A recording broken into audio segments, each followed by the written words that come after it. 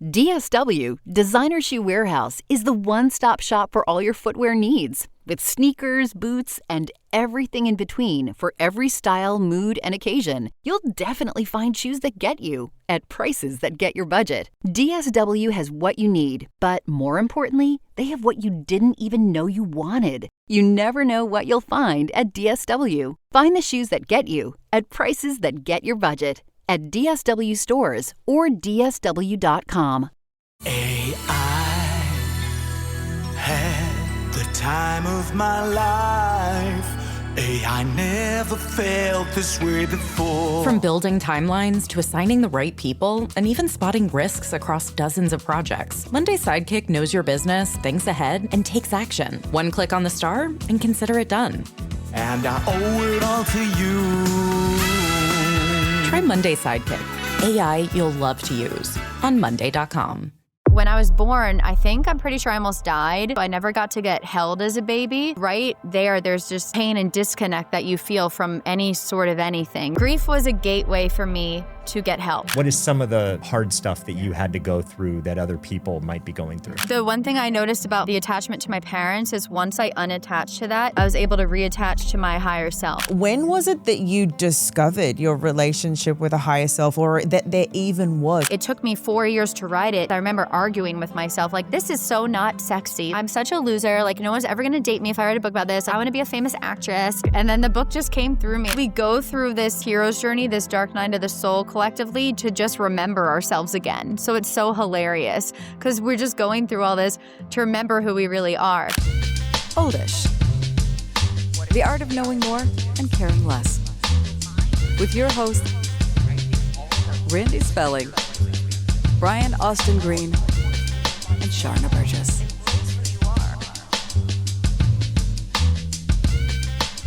Hey everybody, welcome back to another episode of Oldish. Our guest today is one of those people who embodies what she talks about.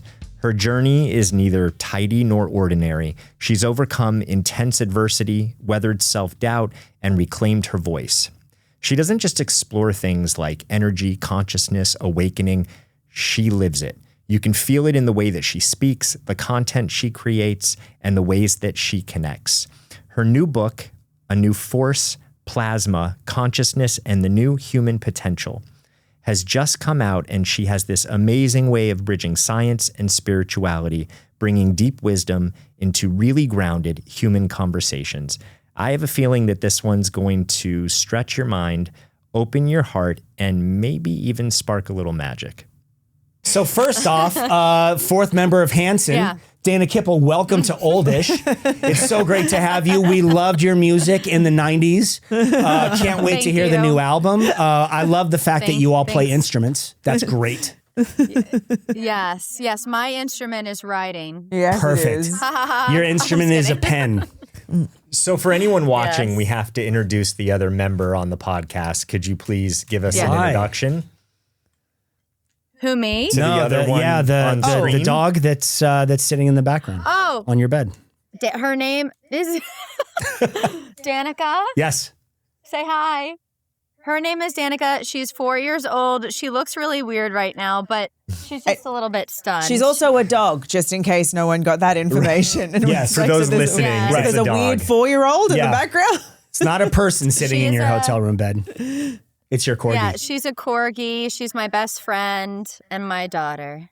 I love that. Oh, that's sweet. So, Dana, you're in Arkansas. You're driving to Portland, Oregon. You're moving to Portland. Yeah. Portland's a big spiritual town now, isn't it? It seems like it. But so is LA. LA, I feel like, is a big sort of spiritual mecca. LA seems like it's full of people, though, that talk the talk. They don't actually walk the walk. Yeah, that's what I was They don't gonna walk say. the walk. Yeah, Portland is people like yourself that walk and go, that's a beautiful tree. And in LA, people go, you should stop for a second and love the trees, but then nobody does. Yeah. Or they take a picture in front of the tree and don't actually talk to the tree. This is me with a tree. And in Oregon, in Oregon, they talk to the tree and they don't put it on Instagram, but they all seem to have it on their dating profiles, which is weird. I love trees. Interesting. Yeah. Oh, right. I love that. Something I must love trees. Yeah. Yeah. Amazing. Single must love bark. So Dana, Yeah. you wrote this amazing, exquisite, Massive. very massive book called A New Force, Plasma Consciousness. And That's like a Windows user manual. Like that is massive. It is. Unbelievable. It's the Windows user manual for reality. Okay. All right. Yes. Fair. So before touching on the subject matter of plasma and all that you wrote in the book, I really thought it was important to talk first about you and how you even came to this. I follow you on social media. I would highly recommend everyone listening and watching to follow you, because there's something so refreshing about what you share and how you share it. So you teach and you talk about findings that are exciting to you, but you do it in a way where you also share yourself and that you're having a hard week or a bad week and how you move through things, and you humanize the spiritual journey in a way that a lot of other people don't, because they're posturing to be experts. And so they have to look a certain way. And I don't think you care about that, which is why I appreciate you so much. Yeah. I feel like, so I've read so many books, right? I'm going to go on a tangent here, but I've read a lot of books in self-help and spirituality. And the one thing that really bothered me was, as I was reading them, I would try to like become those people or do what the book said. And I just felt like it was kind of fake in a way, or like I was trying to be something I wasn't. And I just became obsessed with like trying to be more of myself.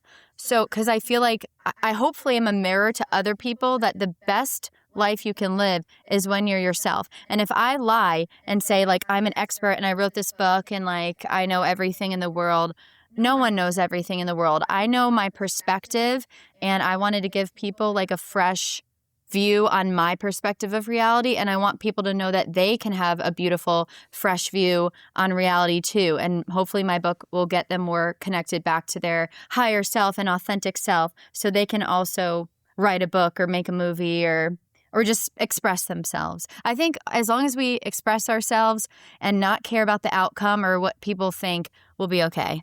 I totally agree with that. It's the more authentically ourselves we get, the more we tend to draw people that we would want around us, because you're not putting on this mask of what you think society wants you to look like or say or be. And it's just, you're taking all that pressure off of yourself. It seems, for me, like I know once I took that pressure off of myself, I really have a sense now of, if someone doesn't like me, like they don't, okay. So you don't like me. That's just you. But you, like, I'm being authentically me. I'm not going to change into something that you prefer, which I used to do. I spent years doing. Well, and also creating, right? Like putting things out in the world where, is it an authentic expression of you, or are you doing something to either follow metrics, hit metrics, do something that you think other people want from you, versus what is in your heart, what is feeling good, and continuing on that path, even if the outcome isn't unfolding the way that you want. It's a hard one. Yeah, I was going to say, your podcast is actually perfect, because I read the subtitle of your podcast. It was something like Getting Older and Caring Less, right? The art of knowing more. Knowing more and caring less, The art of knowing more. So I feel, to be completely honest, I think the reason I learned so much about being myself every day is because I actually struggle with a lot of like performance anxiety. So what happens is, the more and more, this can happen with a person or with like following my dreams, the more and more attached I get, or the more and more I become into a relationship with a person or my dreams, the more and more performance anxiety I'll get. So it's all of a sudden, what got me those things, which was being myself, all of a sudden I wake up one day, this happens, and I'm like, oh my God, I'm attached. I'm worried about if I'll lose this. And then I start to perform, and then I end up losing it. And I think I lost it by being me, when really I lost it by falling out of alignment with my authentic self and performing. So I'm very hyper aware of when I get into a performative state. And now I feel like I've kind of unlocked or hacked how not to do that, or how to at least catch myself when I'm doing that. I call it being attached, but also being free. Instead of detachment, it's like you can be attached and love the experience and be in a relationship with it and not do anything for the outcome and be okay if it goes away or if it stays, if that makes any sense. I remember when I was younger, there was a cartoon that I used to watch, and there was a little girl who she would be that way with pets. Like she would over love them and strangle them to the point where they were like, I don't want this anymore. And I think sometimes it's like you really love something, so then you try so hard to hold on to it that you make it this unlivable space for someone else to fill, for someone else to be in. I get that. Dana, where does that come from? Do you think that want or need to perform and be liked or be something someone else wants you to be?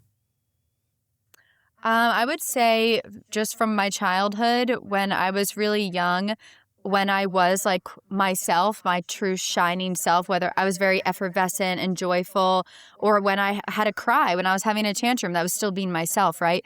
My mom couldn't handle that because of stuff with her mom. So we're not blaming my mom. We're just saying, because my mom had this, she treated me like that. Right.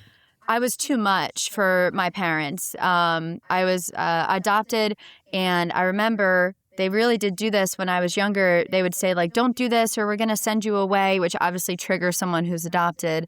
Or that is I would, a horrible thing to say. Oh my God. Yeah. Sorry. Or I'd be like laughing and joyous, and my mom would tell me I was manic and needed to calm down. Or if like I was crying, my mom would get angry at me. And once again, these were all things because her mom was very mentally ill and she couldn't handle her own emotions, so she couldn't handle mine. And then my dad was a bit, suffered from autism, and not suffered, but he had autism, and he couldn't emotionally relate to me. So basically, as a child, I learned if I perform, if I'm hyper aware of what they need me to be, then I'll survive. So I learned to get love through other ways of performance and asking and being certain ways. So unfortunately, that carried into my adulthood, and now, thank God, it's almost gone. But I think the only reason I can really fully be myself is because I actually went through that journey, and it helped me be so authentic that I could like write a book like this and not care. Talk to me about the way that you hacked that, because you're talking now about programming from the youngest of ages and programming around your relationship of love and belonging and how you get that. And as kids, that's what we're searching for, right? We're trying to figure out where we belong, what love means. And that was programmed into you. How did you hack that and break that? Because I think we all could learn from those tools that you found. Yeah. Interesting question. So I think for me, it took a lot of pain and grief. And then I can't explain how this happened, but almost like, I don't know if you call it a higher awareness or my higher self coming in and kind of, grief was a gateway for me to get help. So I started getting therapy and doing what's called parts work and internal family systems. It's something where you do parts work with your inner child. So I went back and I visited all these memories, and I had to learn to reparent myself because I survived to get love back then. But now I'm in 2025. I'm 36 years old. I'm an adult, and that doesn't work anymore. I'm not with my parents. So I basically project my parents onto my dreams and onto every boyfriend I've ever had and friend. So that's what I did in the past. And then eventually I had enough pain in a relationship, always my dreams feel like they're slipping out of my fingers, to realize that I was putting this like chokehold on all these things, and it was my parents. So I had to heal that relationship by going back in time and telling my little child selves, I love you, I'm here for you, I've got this. And if it doesn't work out, it's not meant to be, but we're still going to keep an open heart and be ourselves, and the things that are meant for us will stay. And if they're not meant for us, something more amazing's coming along. But just like, be you and I love you. So, and that's like a constant thing I have to do every day to retrain myself still, because I'm still working on it. Because, I had years of that. So, yeah.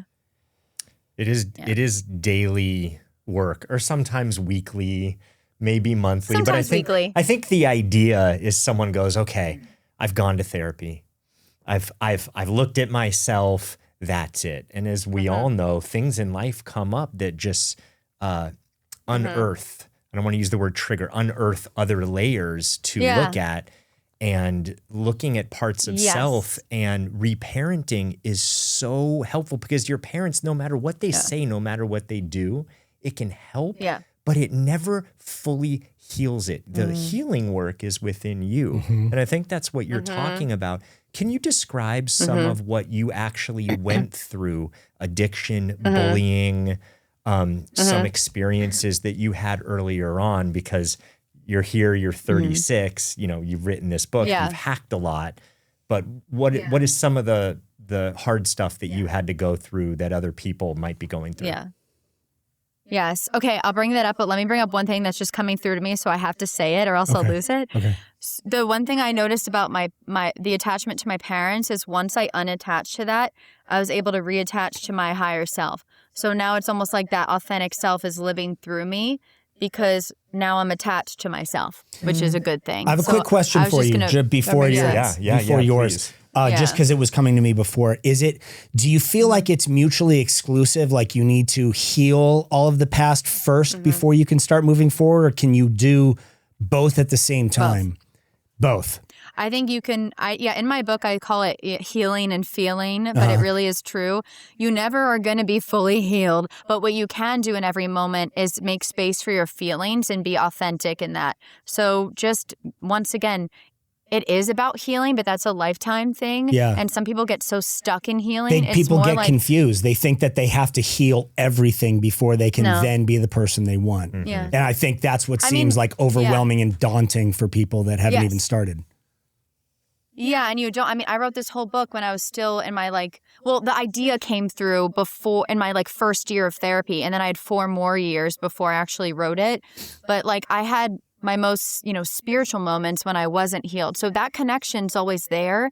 It's more like the more coherent you get in feeling, in authenticity, in healing, the more you can manifest what your higher self, God, whatever wants for you in this life. So there is definitely a motivation to heal, but you can still be connected and live authentically without being fully healed. Right. Yeah. Yeah. I always try and live as consciously as possible in situations and decide who do I want to be, not who am I, because who am I started with all of these fucked up experiences and really difficult things when I was younger.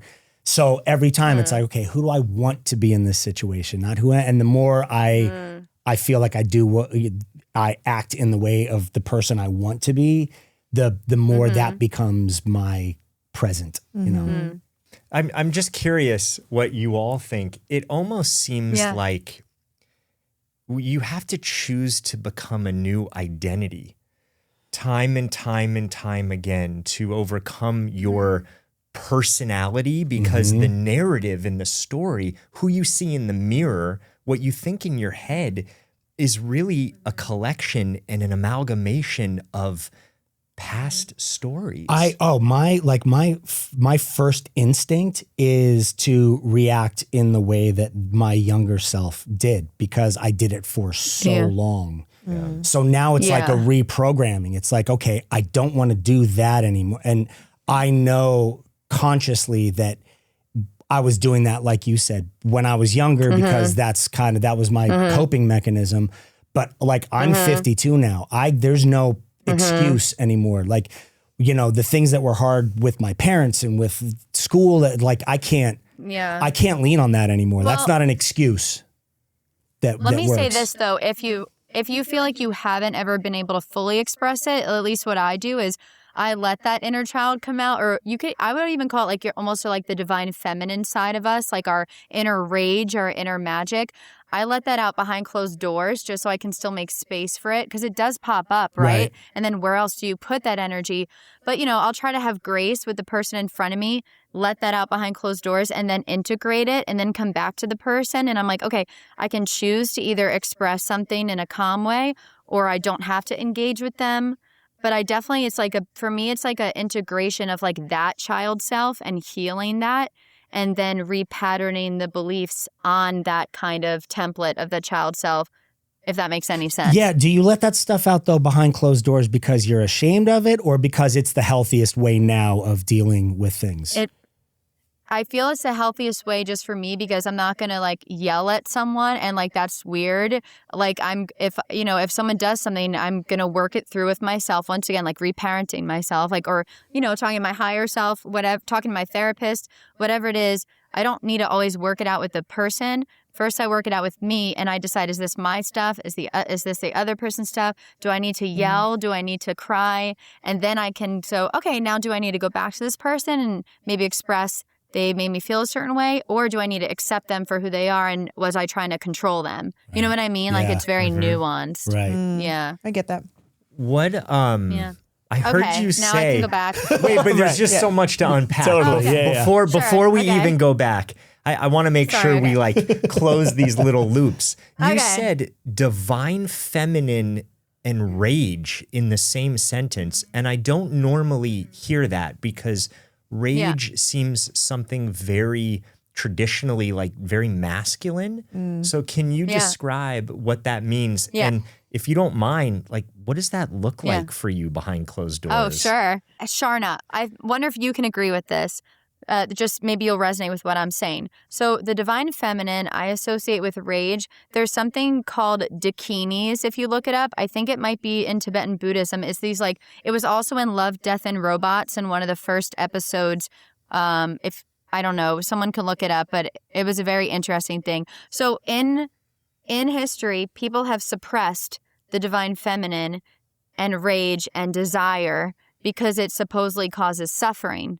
And these dakinis are these kind of like, I wish I had a picture of them. They're like these red demonic looking women who like twirl and like eat fire and hearts and look so angry.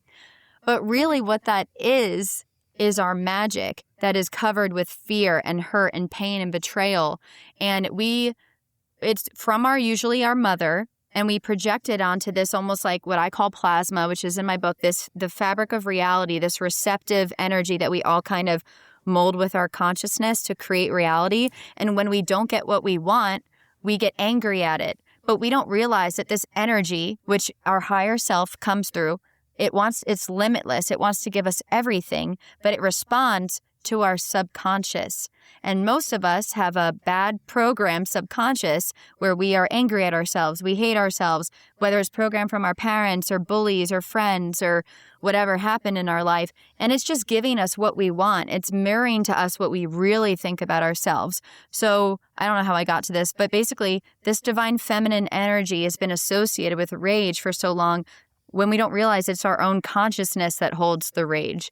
So once we can heal that, which I'll say how I do it, then we can start using this energy to co-create our reality instead of lashing out at people and thinking we're victims to life and all this stuff and being scared of our own power. So you're saying it's not divine feminine rage. There is a divine feminine, then there is our rage, but they have been somehow associated with each other. Intertwined. Yes. So the divine feminine has been, thank you for clarifying that. It is being misrepresented as this rage and like unhealthy desire that causes suffering, when really it's actually, everyone has the divine feminine. It's our receptive magic.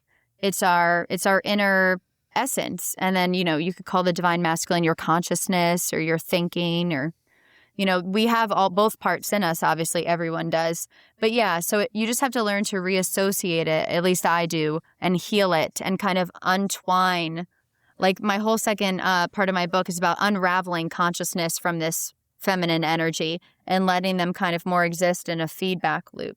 I know that was a little esoteric, but basically the human way that I deal with this when I have rage, it's simple as this. I either I'm in my room and I'll put on music and I'll shake it out, and then I'll start crying or screaming, or I'll go in my car and I'll scream if, I'm in a hotel. I don't want people to think I'm murdering someone. Right. Or I'll do like embodiment exercises, like there's vagus nerve resets, somatic yoga, and then qigong.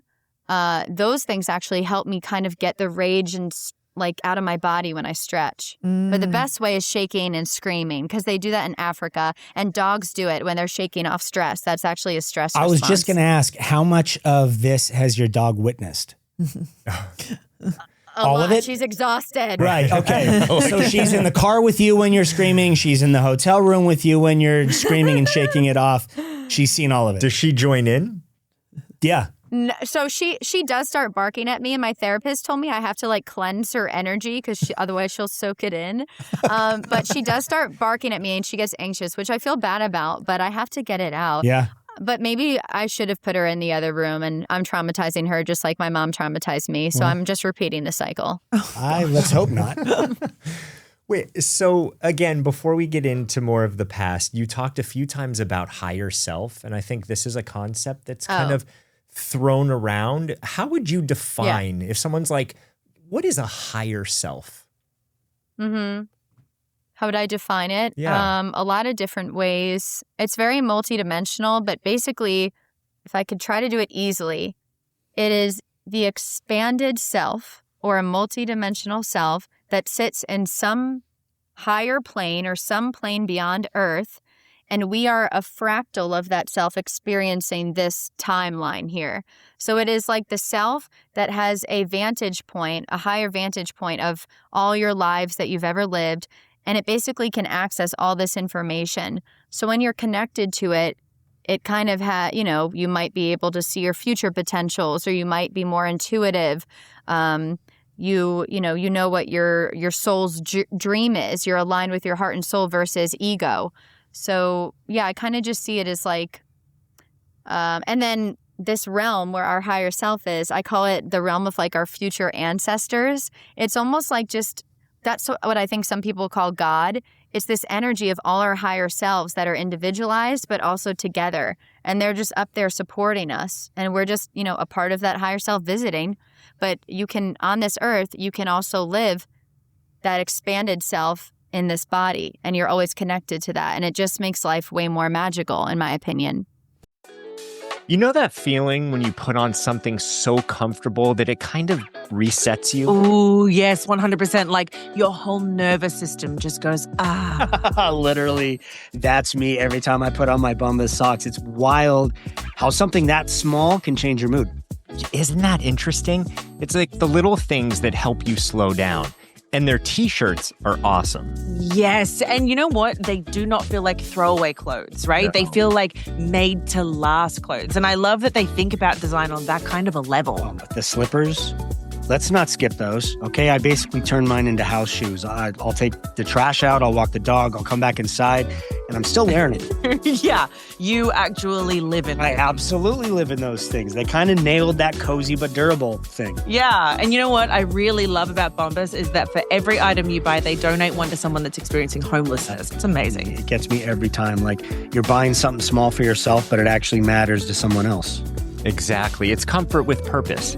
That's what makes it stick for me. It's not just socks. It's a reminder to care about the simple things. Yeah, so if you haven't tried them yet, head to bombas.com/audio and use code audio for 20% off your first purchase. That's BOMBAS.com/audio, code audio. You'll see what we mean once you put them on. It's a whole vibe.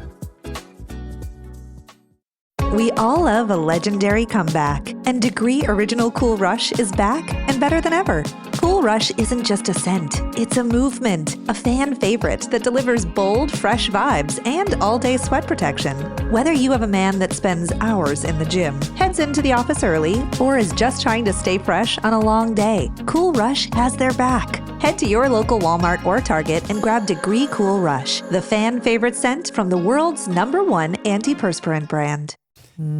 I've always liked the simple visual of good and evil sitting on each shoulder. Oh, so right. when you do something, you've got the good side that's leaning in going, you don't want to do that. And then the bad side going, you could get away with it if you wanted, but it forces you then to find your own morality within it and the rules and the feelings that make the most sense to you. And then it becomes this really cool individual. It's what I consider God for me also, or the universe or a higher power it's that moral, it's the two that sit on the shoulders.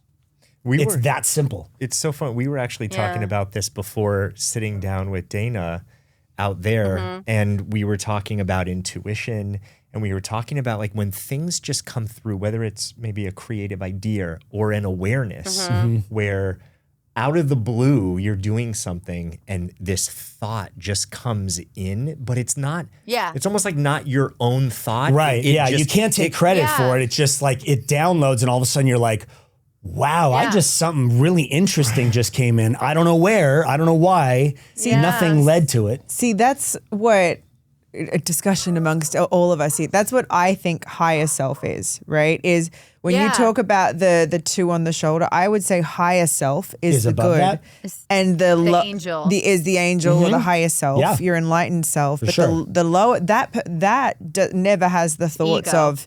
Yes, the other is the ego, which lives within us right here. You have to have one, though, to have the other, right? I mean, you've got to have sort of the yin and yang of it. You have to have the bad in life to appreciate the good and vice versa. I think here on this timeline here in this plane, yes. But do you think that in higher self, we also have that balance, or is it all just pure love and light?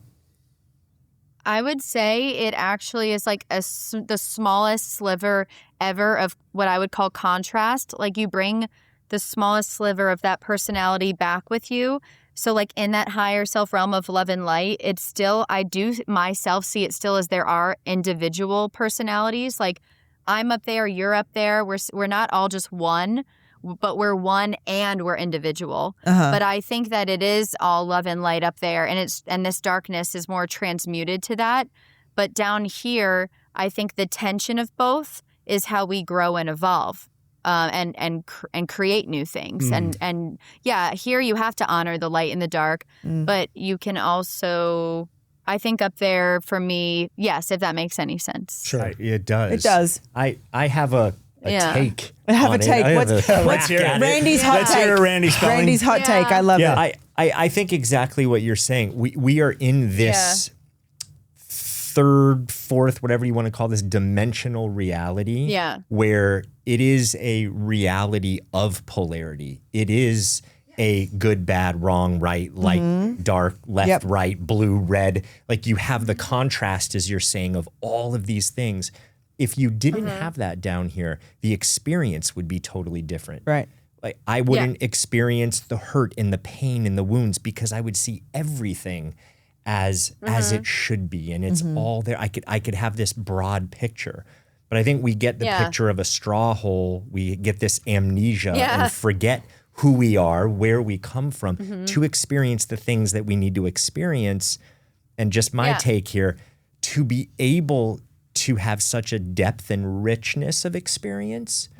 We go so far into the pain and the hurt and old identity and who we were to then have awareness come in. And every time we are transforming, we're putting that out into the pool of the collective for other people to transform. And collectively, I believe as a planet, we are all transforming, even though it feels batshit crazy right now on the planet. Yes.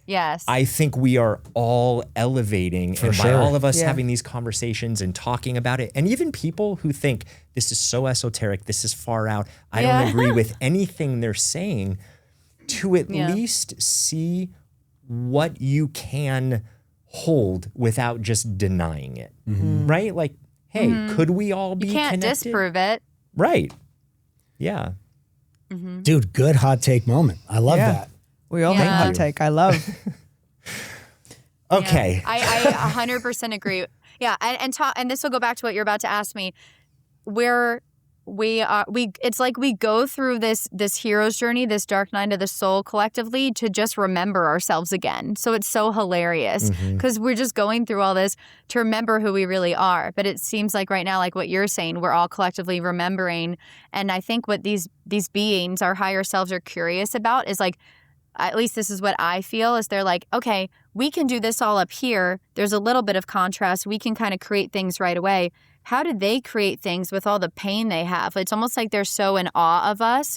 Like you guys go through all these dark contrast things and you guys still go on every day and create and love. And it's a very beautiful thing. And I think they're curious and stuff. Yeah. Beautiful. and hard as shit. Yeah. Like it's really, I mean, let's all just put it out there. Like life can be beautiful and magical. I've always said though, like I have learned the most in my life from failures, not from successes. The hard stuff is what makes you go back to the drawing board and go, okay, I've got to figure out a better way of doing that. If it works, you don't change anything. Right. If it works, don't, if it ain't broken, don't fix it. That's what I've been hearing my entire life. And it's true. It's like forward. Yeah, for sure. Failing forward. Yeah. Yeah. That's a good, love that. simple one for people to remember. I love Failing mistakes. forward. I make mistakes all the time, and I love it because it helps me become more them. me. Yeah. Yeah. For sure. I mean, maybe not right when I'm doing them. That's a lie. When I'm right, it's right miserable when you're get very first going upset. through them. Yeah. Yeah. Okay, I'm ready to be asked now about my past. The gate is now open. The gate is now open. Well, talking about failing forward and going through the pain and discomfort of being human, what was that like for you early on? Oh my gosh. Well, I guess I can just go through a few things and then you can stop me if I'm talking too much. Okay. So I'm not, just to preface, I'm not victimizing myself, but the truth is that, this is my journey and there was a lot of dark stuff, and it doesn't mean, I'm a victim to life, but it means that I was in these things did put me in survival mode. I know that the people that did all these things to me were in very large states of fear. I have compassion for every person that ever did anything to me, and forgiveness. And I thank them for it because it made me who I was, and I think I chose it before I came here.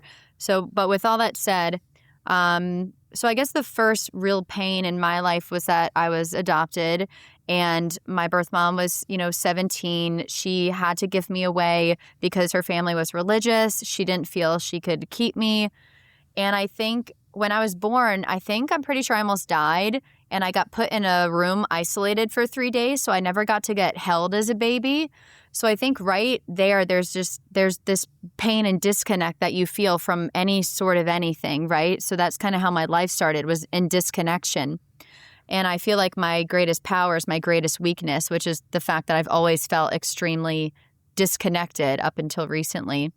And then I was adopted by my family in New York, and I moved to this place called Suffolk, New York. I was given birth to in Queens, New York. And right away, I just started getting bullied a lot. I won't go too much into it, but, when I was like 5, there was I swear my life was like set up for this. It's really weird. So first, the boys in first grade, I gave out birthday invitations, and all the boys took them. This sounds so silly, but the boys took them out of their cubbies and stomped on them and called me Medusa. And they said, when they look at me, they'll turn to stone. And then I had 3 best friends in a row all move away. So they were my friend for a year. First people I felt safe with. My household was very violent. I was growing up around a lot of yelling, around a lot of threats. I'll send you away. Like the kids on the Maury show or the Montel show, like you're going to boot camp. Or my parents would leave the house when I was having a tantrum because they would get mad at me. But they didn't know that I was going through trauma at school. I didn't know how to tell them.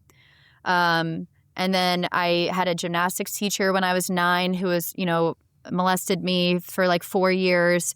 And I didn't know how to express that. I was, wetting my bed and acting out with all this rage. And my parents just tried to like medicate me and send me to therapy. And every therapist told them she does not have ADHD. There's something else going on with her parents. But my parents just kept sending me to more and more doctors till I was just finally medicated by someone. And then when I was 13, this female gymnastics teacher said that I should train with her. Thank God. I think she thought something was going on. He ended up getting arrested. I think he's still in jail. And then when I became there's something I want to talk about, but I don't think I'm ready to. But I had a very weird relationship with my dad and then with my mom as well. Yeah, there's just a lot there. And I never felt safe. I never felt connected to them. But the thing is, they loved me in their own way. Like, I had financially, everything was fine. I did not, go starving. I got to go to Six Flags I loved going on vacations with my family, but inside I was like dying and just felt like I had no one to tell. And I didn't really feel like I had friends. And, sorry, hold on. And then, sorry, just it's caused okay. myself. No, and then take when your time. I was, okay. And then when I was 14, I got into high school and, I got my glasses, I got contacts, and then because of, I think, all the stuff that happened to me and I had nowhere to put this energy, I started drinking and doing cocaine. So, At I got 14? into I became very, yeah. And I became very promiscuous, in high school, which obviously led to me being bullied more. I was also raised Jewish, and a lot of the guys at school, I had a party, they came to my house, they drew swastikas everywhere, which was horrible for my parents. I made a few friends, and then I made a list of like guys I thought were cute. And this is before I slept with anyone. They photocopied it into guys Dana's had sex with. They were like 20 guys, and they passed it out as copies around school. And then I just kept doing more drugs and drinking, the more bad things that would happen to me. Eventually I'll just almost stop it there, but eventually I got sent to rehab. It was almost just like all of this sending away and disconnection. No one ever asked like what is actually going on. I feel like no one ever came in to like save me. Like there was no the teachers actually brought me in the principal's office to talk about me being promiscuous because they heard a rumor that that I was giving like a lot of guys blowjobs, which was at the time actually a rumor. Instead of when they found that list, instead of which was so embarrassing, instead of asking, "Is this list real? Are you fucking okay?" No one asked if I was okay. It was just weird. Anyway, it was a whole lifetime of fucking terror. I never felt safe. I felt horrible. Everything sucked. And then, eventually when I went to treatment, I finally ended up getting sober when I was 21.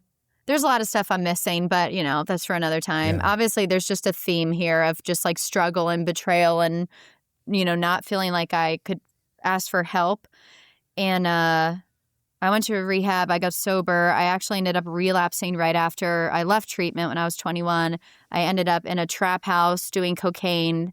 That guy took advantage of me when I was asleep. And I remember he was a lot older, like just someone I never obviously would have slept with. And he's like, it's like 7 a.m. I'm 21. I have like this weird prostitute outfit on. Like he's driving me home. It's like, the crack of dawn. I'm like on cocaine. I'm sitting there. I knew what this guy just did to me. And I was like, I cannot let this be my life. Like how the fuck did I get here? And then I remember that morning I went to like an AA meeting with this friend who brought me. I saw a rainbow and I was like, I'm never fucking doing this again. And then I did have like 1 or 2 slip ups throughout my 20s. That I didn't really tell anyone about, but they were like for one day. And it was like, I was rejected by a guy and, my old, the old Dana came back and thank God I didn't think that was like the end of me. And I knew that I could, stop doing the drugs again if I wanted to. So, but I can't lie and say that I was completely sober for the last like 15 years because at points I've told people that and that's just not true. But for the most part, I'm extremely sober. And anyway, I'll let you guys ask me more questions, but basically, so through my 20s, I was sober. I was going to AA. I still was in horrible relationships because I never fixed the patterns of these things, of these belief systems. And then when I turned 30, enough was enough. I had enough pain. I had, this boyfriend betray me and, I'm a victim. And anyway, I started doing meditation. I started going to therapy and fixing myself instead of trying to fix everything around me. And that is when my life started to change. I wrote this book, blah, blah, blah. Grabbing the holidays by the boughs with Duluth. Step 1, hire a mall Santa to handle snow removal. Ho, ho, ho! My sciatica. Step 2, hit Duluth Trading and load up on fire hose pants, buck naked underwear, pocket pack bibs, free swinging flannel, and all kinds of ingenious gear you won't find anywhere else. Grab the holidays by the boughs and shop Duluth Trading, online and in store. This episode is brought to you by Marqeta. When it comes to your payments provider, you can't afford to compromise. Marqeta's modern payment solutions flex with your business without the trade-offs. Stable and agile, secure and innovative, scalable and configurable. If they say you can't have it all, don't believe them. Your business demands more. Choose a payments provider that delivers more. Choose Marqeta. Visit marqeta.com/Spotify to learn more. Sorry, I know that was so much. No, it wasn't. No.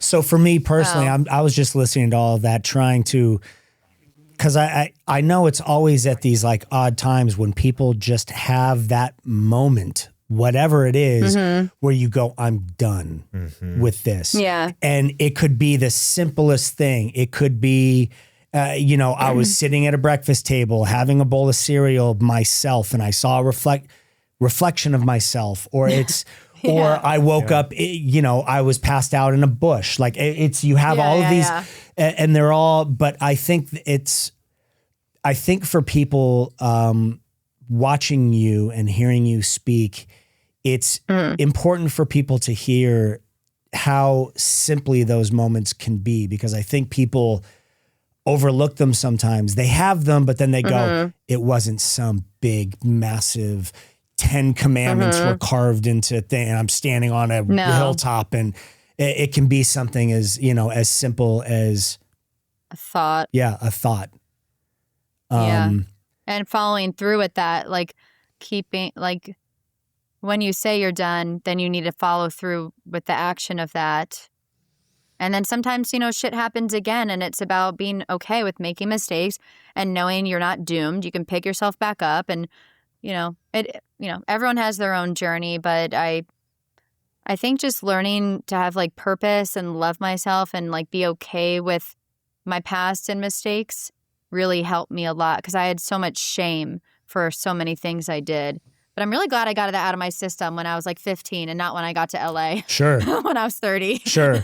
Yeah, you're not taking that to Portland with you and destroying that city. Yeah. So, oh God. So you went into this like journey of healing, and by the way, as I was listening, there are so many things that I related to. I was like, our timeline was so unbelievably similar. I did not have abuse from parents, but drug abuse and all sorts of things, and bad relationships, and hit 30. So like, as I was listening, I was like, holy shit, some of this is my mirror. Me too, by the way, so much. Wild. So you started your journey into healing and looking at yourself. I call it, I was like, I'm the common denominator here. So like, I'm going to have to figure this shit out.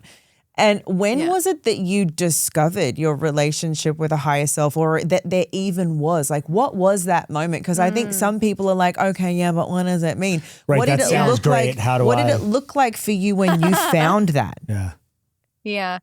I will say for me personally, it was always with me as a little whisper. Like the only reason I would say like kill myself to be like, or like through addiction, I don't think, died or didn't go too far off, is because this voice was told me, keep going. Like your life will get better. I promise you. Like something's there. Like don't give up kind of thing. So like I always had that, but mostly didn't listen to it. But I would call that my higher self. Even as a child, it would like this energy would visit me, but I saw it as a demon because I was in so much fear.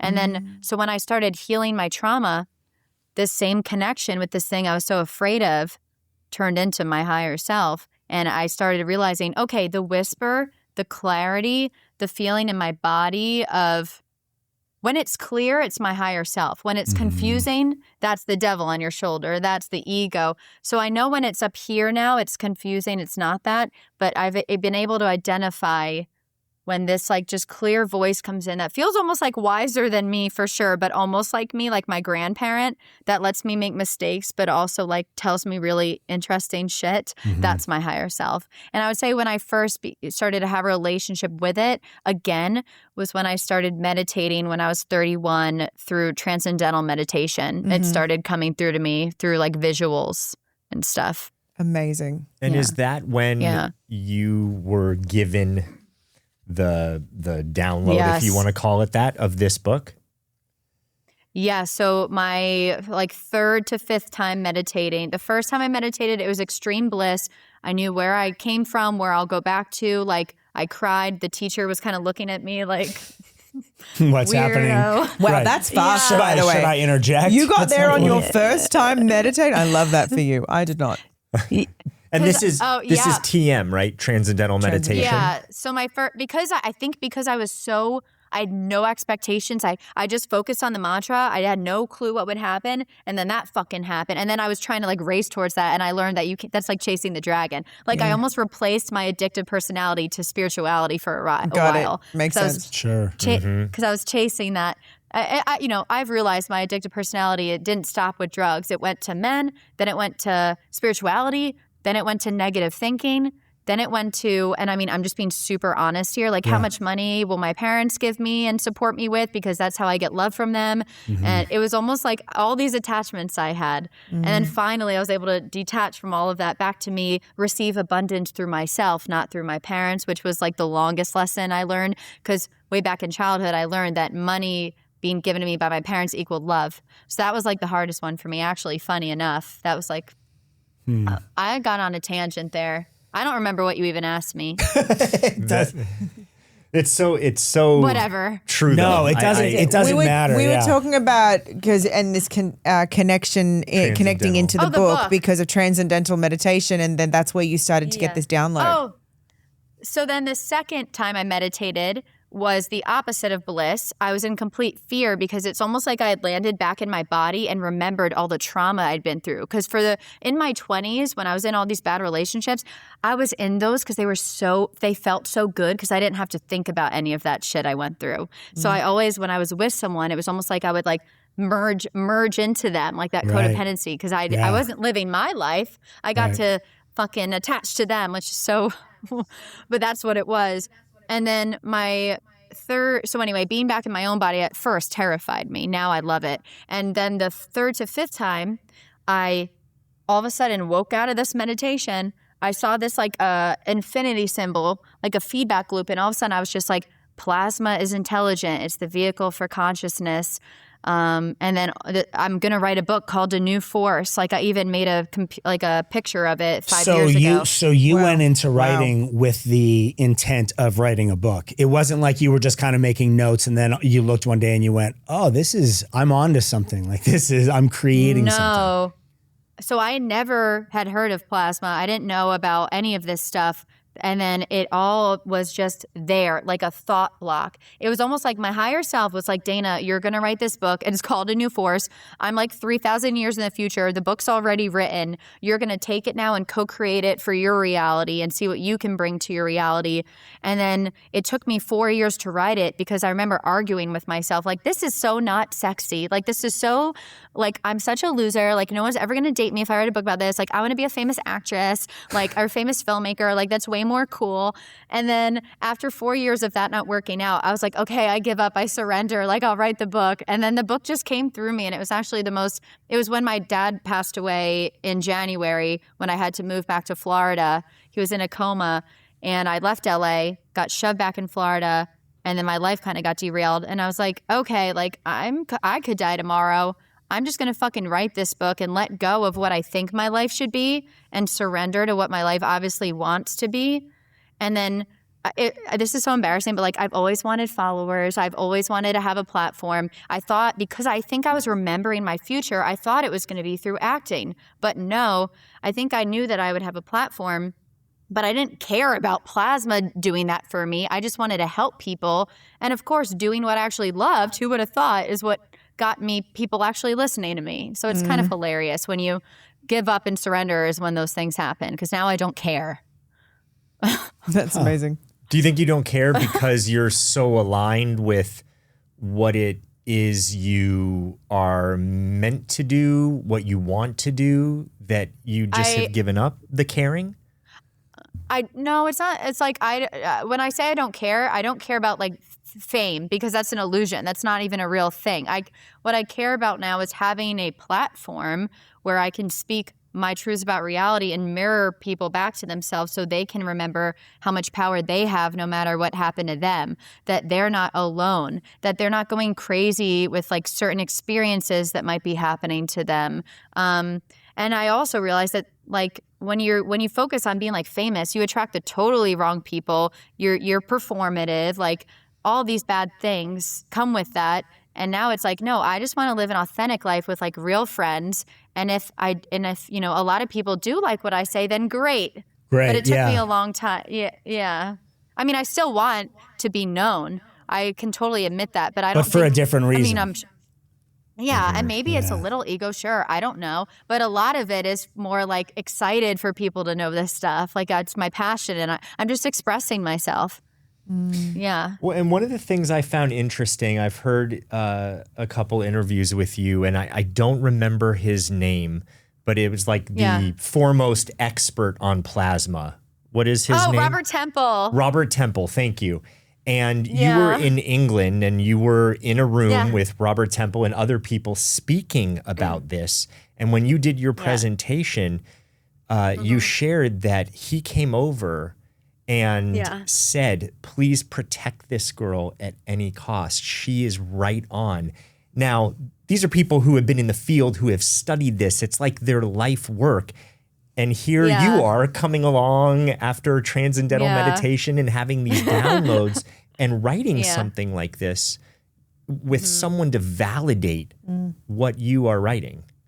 How did that feel? That was like the best day. That was the best day of my life so far. So like Bernard Carr was there, who is a black hole like mathematician, astronomer guy. And then there was Timothy E. Eastman, who's a plasma physicist. He's like in his 80s. He's a genius. And then this guy, Nick Cook, who's a very big journalist. And Robert Temple, Jude Currivan. She wrote The Cosmic Hologram. And all these people were like, Dana, don't go to school. Don't listen to what anyone tells you. Just like keep going. What you're doing is like magic. Like, we love what you're doing. Like you're onto something. And like I had thought that, but I think when you go after what your destiny is, it also comes with a huge shadow of doubt. Like the more light you have, the more darkness is there. So I always have had that devil on my shoulder being like, you're making this up. This is stupid. You're an idiot. You need to go to school. Like no one cares what you're saying, you idiot. And just stuff like that's my inner narration. Yeah. So and I fight that, but now I also realize that was just my younger self, like that was told that. But it was incredibly validating, but it also reminded me that like I needed to learn to validate myself, because even though it was amazing, if I take that to heart, I also have to take people telling me that I suck to heart. So it's almost like, okay, they see me, they resonate with me, this is amazing, but now how can I do this for myself? So everything else I say, I don't have to look for validation for. It's more like, no, okay. They gave me, though, the permission to trust myself that I should have been giving myself the whole time, if that makes sense. Yeah, but yeah, it does. I love them. I was obsessed with it. I'm glad I met my heroes. In that case, it worked out. And I definitely believe in now what I'm doing like 1,000,000%. But I think it's okay to have a little doubt, because I know that I'm not God. I know that it's one perspective. It is one truth of 1,000,000 kajillion truths. But hey, maybe my truth can open reality to you in a way that maybe will help. And then you can mold it to your own reality. You know, my truth is just a lens. It's like a pair of glasses you're putting on. And it's like, oh, this is cool. And then if you don't like it, fine, take the glasses off and don't follow me. It's tough to not have doubt when you feel like there's this higher power or something that is downloading this to you. So like, when you feel like I'm not getting all of this because I'm researching it, I'm getting a lot of this just because there's a higher power that is just using me as, this way of getting the. How do you not? It's like when somebody is a medium, and it's like how you go through that whole thing of like, these are ridiculous voices I'm hearing, and I don't trust this, and this feels ridiculous. And so then, of course, when people then call me out on that, there's a part of me that's like, I agree. Like, this shouldn't make any sense. Right. Yeah, totally. Dana, I so relate to what you're saying, because I shared this with you when we touched base weeks ago. My second book that I am writing right now was literally, I don't use that, was like downloaded to me in this trance-like state. I won't go into the story, but I was so it was a business decision that I needed to make, and I was agonizing over it, and my logical mind couldn't figure it out. And I asked with every fiber of my being, I was like, please give me an answer. And for one of the first times I could remember, I had 100% trust that I was gonna get an answer, which I normally don't. And next thing I know, I was walking over to the window, looking at the moon on the water. I was by the coast. Whoa. And I went into this trance Looking at the moon on the water. I know. See, that is a glimmering. And I won't go goodness. into the story, but I will tell you this. The title came to me just like it did to you. These like codes, almost like the Matrix, started coming in, and it was happening so fast. I just had to receive it. Otherwise I couldn't. Yeah. And I spent 3.5 years not doing it because I had so much. I'm busy. I can't do it. I really need to go inward and take the time. But really what it was fear, because what I was bringing through, I don't know. It was like your nervous system couldn't hold it. Yes, it was like a future higher self, a different version of myself saying, I know all these things, but you're not fully living this yet. And in my mind, I was like, I have to be it. I have to fully be there to be the expert to write. And then things sort of happened and moved around to where when we talk about these business things like that I was just recently talking to you about, I have no idea how to implement these things. I'm literally just in it and I'm going, okay, I'm just going to keep doing it. And I'm assuming that the answers to these questions are going to come to me as I need them. But you're an idea guy. Things come to you. Which I finally embrace. Like for so long, I would have ideas and then I'd go, that's a ridiculous idea. And it would stop there. Oh no. But I think a lot of people do that. That is sort of, they do.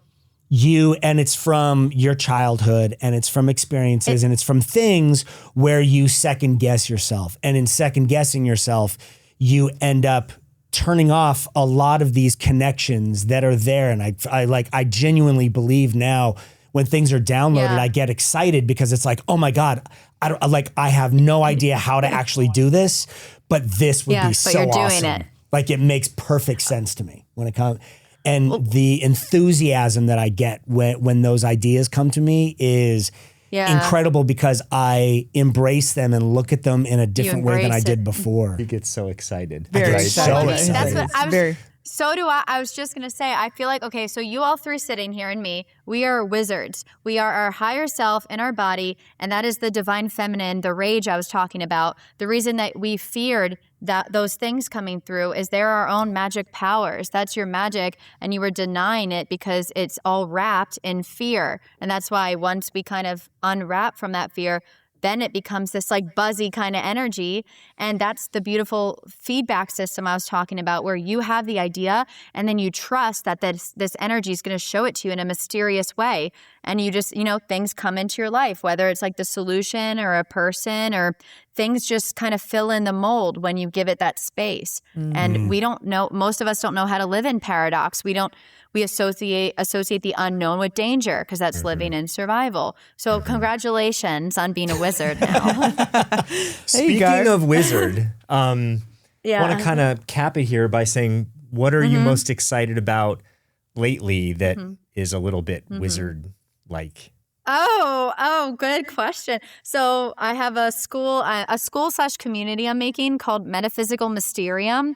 So you guys are like my perfect target market, but it's basically people who are either scientists, creators, or just natural born seekers, little wizards themselves who want to learn about what I call the science of higher consciousness, which is this realm of our higher self actually has a science to it, and how you can, inform your reality more, how you can live in this magic all the time, how you can transmute fear into flow. So I'm going to be teaching all these really cool classes on there, and it's a monthly subscription. It's like $22. And then also I'm going to do like lives on there, live workshops. But it's a way where I feel like people can have community and school. It's like a Hogwarts for adults.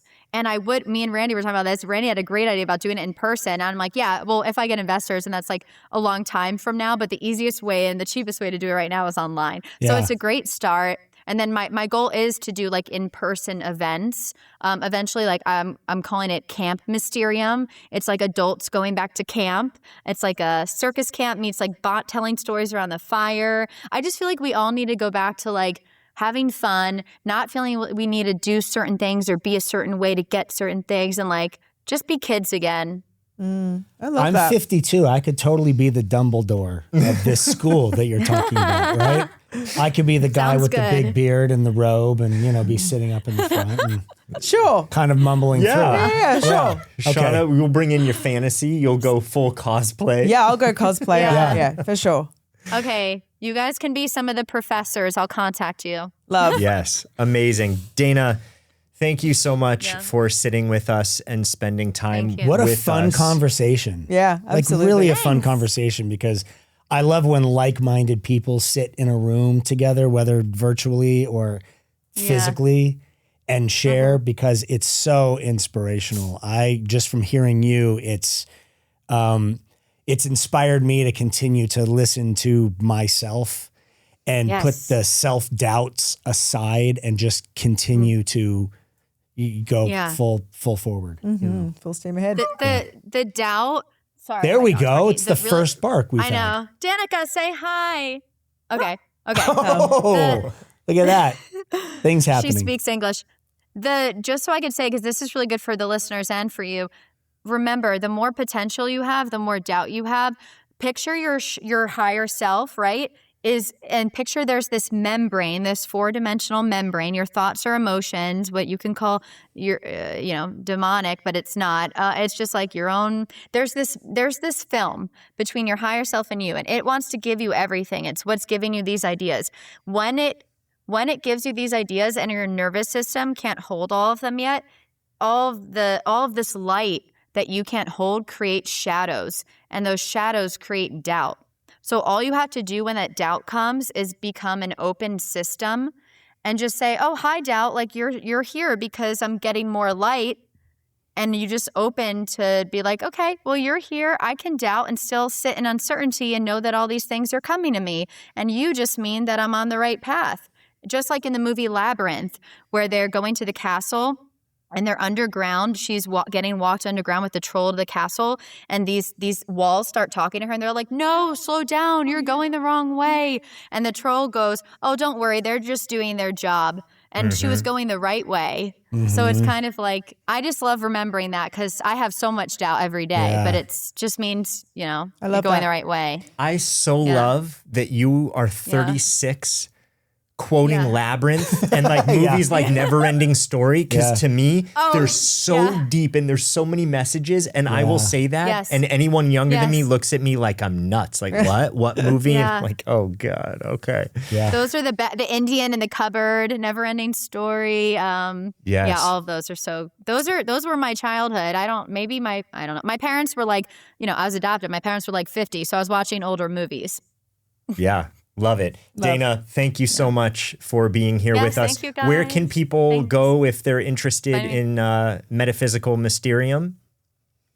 Yes. So they could go to danakippel.com right now to sign up for the email list, because it'll be out in December. They could also look at my Instagram, dana.thealien, and the link is in my bio. And my TikTok, Dana Kippel. And my YouTube is at Plasma Intelligence, of course. Love. Amazing. Thank you. Dana, thank you so much for being with us. Yes, thank you guys. Everyone, thank you so much for being here. Another great episode. Highly recommend going to check out Dana's work. She is amazing. And thank you for following along. If you think that someone in your life would benefit from this episode, or they would like it, or they're a seeker in some way, send it to them. Like, follow, and subscribe, and we will see you next time. Thanks. There are a lot of things that we talked about in this episode today. It's one thing to hear about this. It's another to take action and create the life that you want. If there's something that you want to create in your life, more fulfillment, more happiness, more joy, getting in touch with your intuition and how to make better decisions, then go to my website, randyspelling.com, and find out more there. Thanks.